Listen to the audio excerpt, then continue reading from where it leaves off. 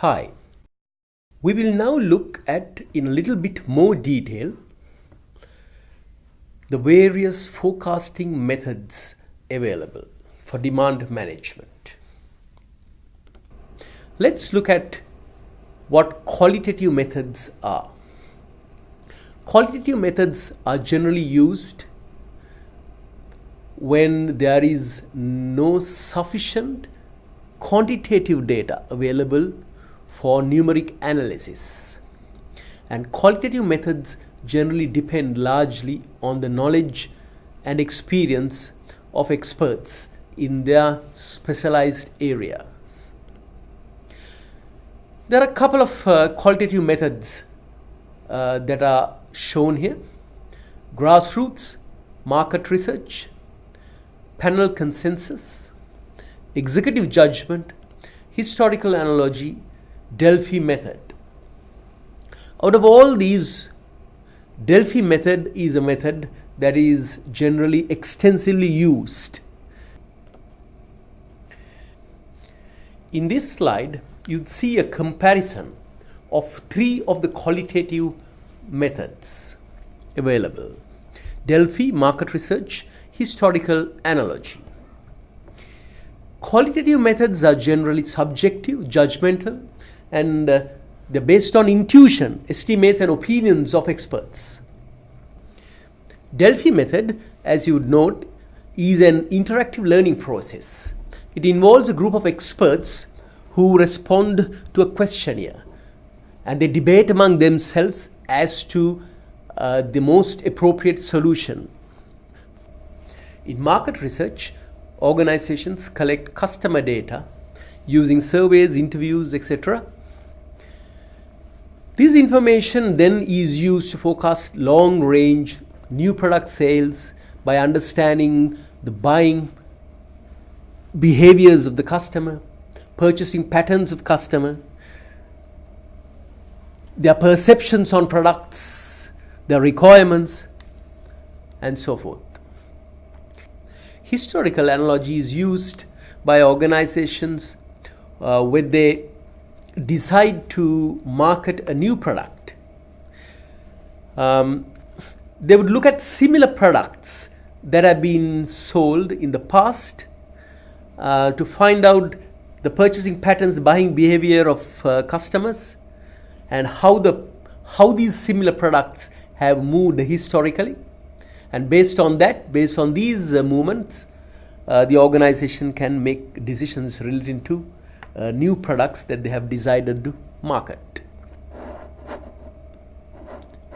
These are just a gist of the qualitative forecasting techniques that are available.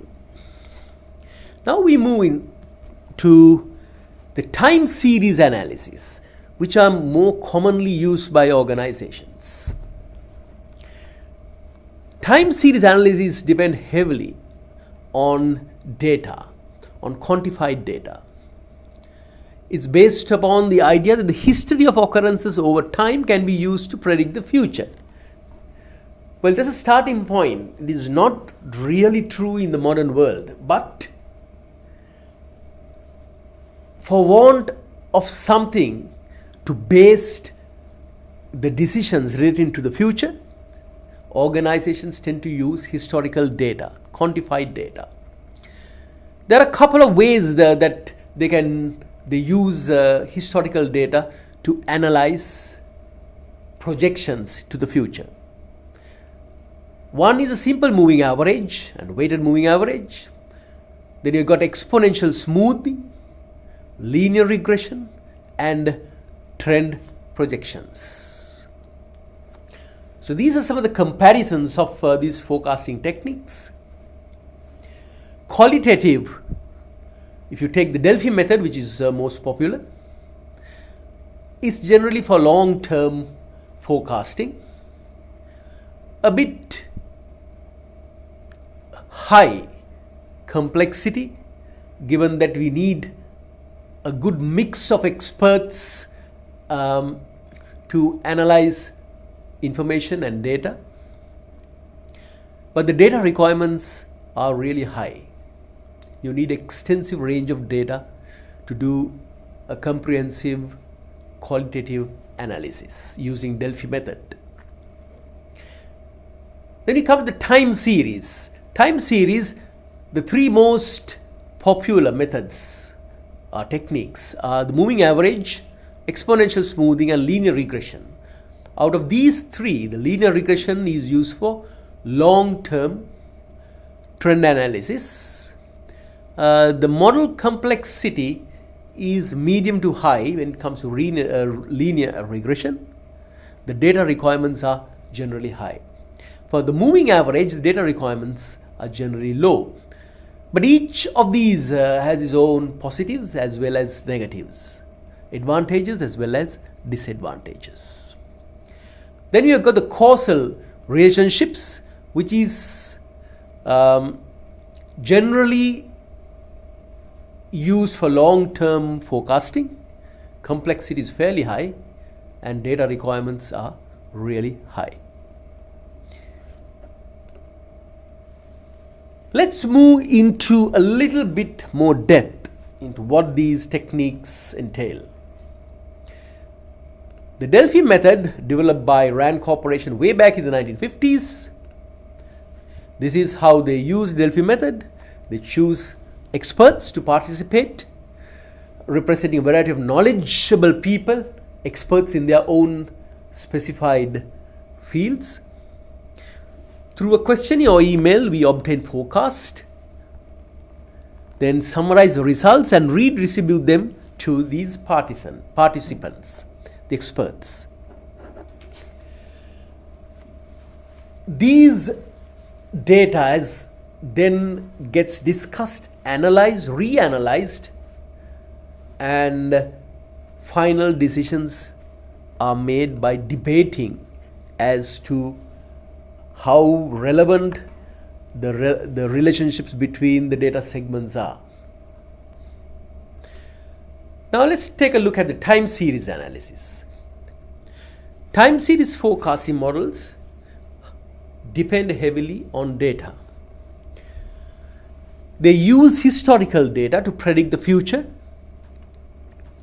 and you can pick models based on the time horizon to forecast. It's very important. If it's a long-term forecast that you are looking at, then the model has to sort of support that. Data availability is extremely important. You cannot do proper forecasting if you only have 3 months historical data. You need to have at least about 5 to 6 years historical data to do reasonably accurate forecasts. Accuracy of the data is very important. This is something that a lot of organizations tend to sort of ignore. What is being recorded may not necessarily be accurate. So you need to clean the data. The cleansing of the data, cleansing of the historical data is extremely important for the accuracy of the forecasts. The fourth point is the size of the forecasting budget. Now, forecasting may well incur cost if your organization is going to hire an expert to do the forecasting, or if the organization has decided to invest in a state-of-the-art forecasting tool. So the selection of the model would basically depend on the size of your forecasting budget. All these things are useless if you do not have qualified personnel to do the forecasting. We need people who are competent and who are very comfortable with data and who knows the best ways of doing data analysis using statistical methods, statistical tools. So availability of qualified personnel is also very important. Let's take one of the most easiest forecasting modules that are available. Simple moving average formula. lot of organizations, for want of complex models, complex tools and qualified personnel, can use a simple moving average formula which uses historical data to plot the moving average of demand for a particular product. The formula that is being used is very straightforward. There is an example of how to calculate the moving average of demand in the next slide. So the question here, based on these data segments, what are the 3-week and 6-week moving average forecasts for demand? So let's assume that we have only 3 weeks and 6 weeks of actual demand data for the respective forecasts. So we need to reconstruct this table this way. In order to calculate the 3-week moving average, we take the first 3 weeks of demand and average it, divide by 3, and you get the forecast based on the moving average for the 4th month. If you decide to use the 6 weeks moving average, then you take the first 6 weeks demand data, divide by 6, and there you get the 7th week's forecast. So similarly, you can start computing the moving average for the next 3 weeks, and here you can take you can do the calculation for the next 6 weeks until you finish computing the required time horizon. Now what happens if you plot these in a graph? You'd see this, that the 3 weeks moving average has a lot of fluctuations when compared to the 6 weeks moving average. So it shows the lines for the 6-week moving average is smoother than the 3 weeks moving average. So this goes on to show that the greater the number of data points that is being used for the moving average, the smoother the forecast would become. While the simple moving average is easy to use, it however assumes that your historical data are consistent and there have not been any undue influences made on the historical demand by external forces. So to counteract this, we use something called weighted moving average.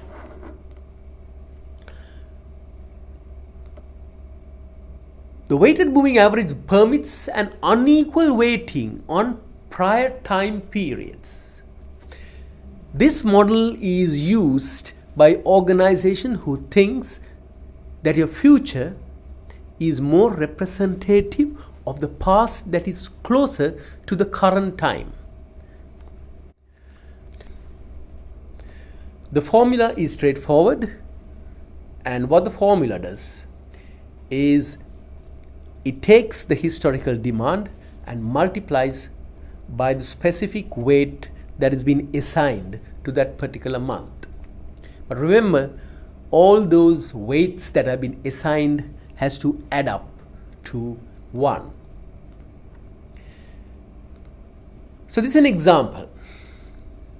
Given the weekly demand and weights, what is the forecast for the 4th period or week 4? So you will note that the weights assigned to weeks 3, 2 and 1 are respectively 3.2, 2.3 and 1.5. We need to compute the forecast using the weighted moving average for week 4.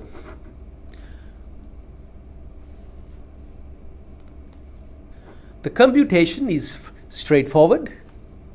You multiply the demand by the respective weights that has been assigned to that particular week, and then you add up the results to get at the forecast for week 4. Now let's move into the next time series analysis technique that is available. It's called exponential smoothing. This is a time series forecasting technique that does not require large amounts of historical data. So the benefits of using exponential models: generally these models are surprisingly accurate, and it's fairly easy, also understood readily by users. The computation is not that complex, it's only one formula that needs to be used. Historical data, you don't need that kind of extensive number of data points. Okay. But exponential smoothing computation will depend on something called the exponential smoothing constant, alpha. This is a value between 0 and 1 that is used to minimize the error between historical demand and respective forecasts. This comes from a statistical table, and you can actually use this value in the formula. Small values for alpha should be used if your demand is relatively stable. But larger values has to be used if demand has a high fluctuation. The formula for exponential smoothing is this. Ft is actually the forecast that you will be computing. This will be equal to the previous month's forecast plus the difference between the previous month's forecast and the previous month's actual multiplied by the smoothing constant, that is alpha. That will give you the forecast. So let's do an example of this. So we have got week 1, 2, 3, 4, 5, 6, 7, 8, 9, and we would like to use the two exponential smoothings or exponential coefficients, 0.1 and 0.6. And we'll try now to compute the forecast for each of these weeks. We will assume in the first week the forecast is equal to the specified demand. So when we construct a table, and we would see using coefficient 0.1, these are the forecasts, and 0.6, these are the forecasts. So it's very simple. All what you need to do is for each of the month, you use a formula and apply the figures to the relevant variables in the formula. So this is how it will look like if you plot the results in a graph. The 0.1 alpha coefficient gives a smooth trend than its 0.6 counterpart. Forecasts will always have errors. It is important to identify these sources of errors that makes a forecast inaccurate. There are two categories of errors that needs to be focused on. One is called bias errors, the other is called random errors. Bias errors are errors made in the compilation of the forecast. Consistent mistakes that have been done by people who have either not understood the relationships between variables, who have used wrong trend lines, who have not taken into consideration seasonal demand, who have not understood certain environmental impacts that causes demand to be high or low. Random errors are generally unexplained variations, and in a forecast we will always have random errors. So whatever errors that will be detected in a forecast should be limited to random errors alone. Errors can be computed. One way of computing an error is to calculate the mean absolute deviation, the average forecasting error based on the absolute difference between actual and forecast demand. As we go on, we will actually do a lot of exercises on this so that you will understand how to compute forecasting errors. The next technique that can be used, or that has been used by a lot of organizations, is linear regression model. In a linear regression model, you plot the historical data segments in an XY graph and try to find the line of best fit, which will give you the trend. There is a formula that generally been used in the regression analysis, which we will do later.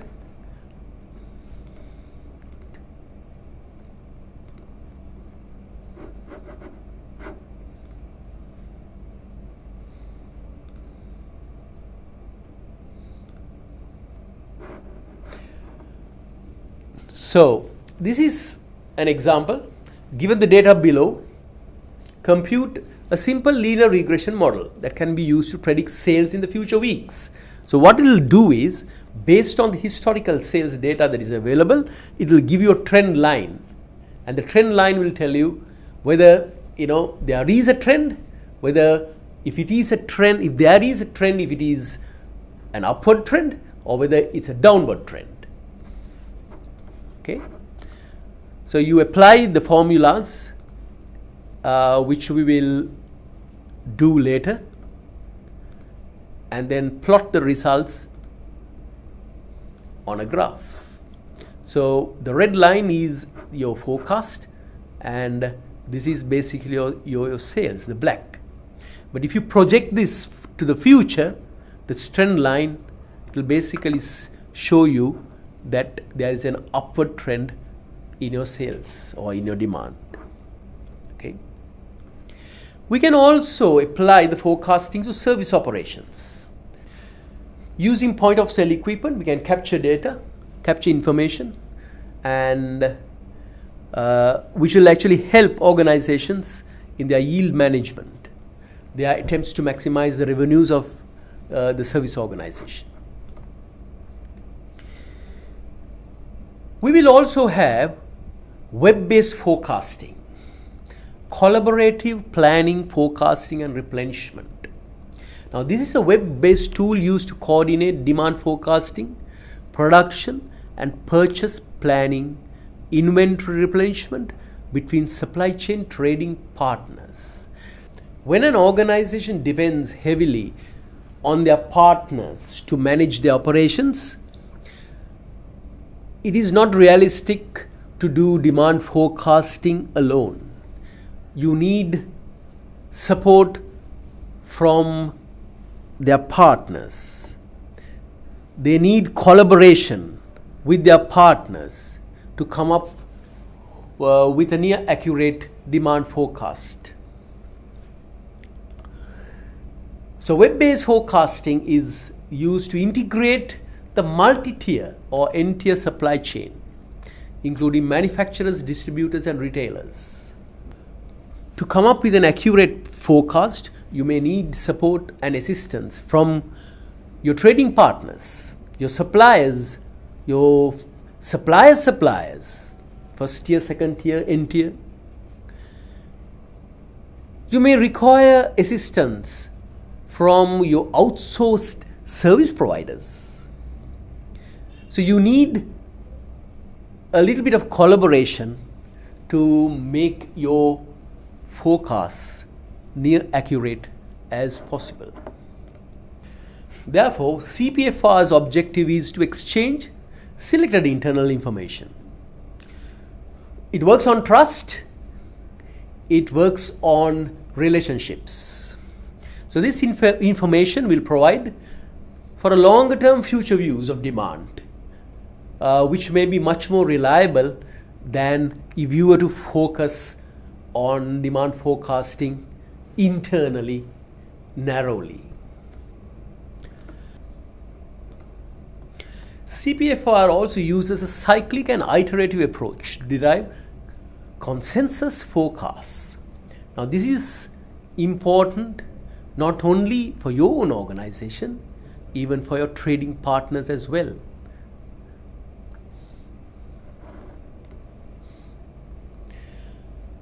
So what are the steps in CPFR? First, you create a front-end partnership agreement, which is important. Then your business planning is done jointly. Then you develop a collaborative demand forecast which will assist your trading partners as well as you. It will assist your trading partners in supplying you the goods that you may require to fulfill your demand forecast. You share your forecasts and you plan your inventory accordingly.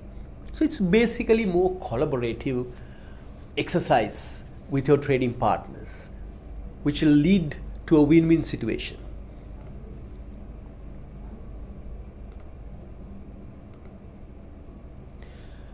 So that's the end of this slide pack.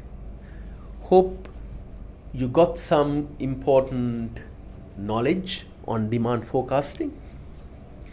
We will now move to doing some exercises on the forecasting models as we go on.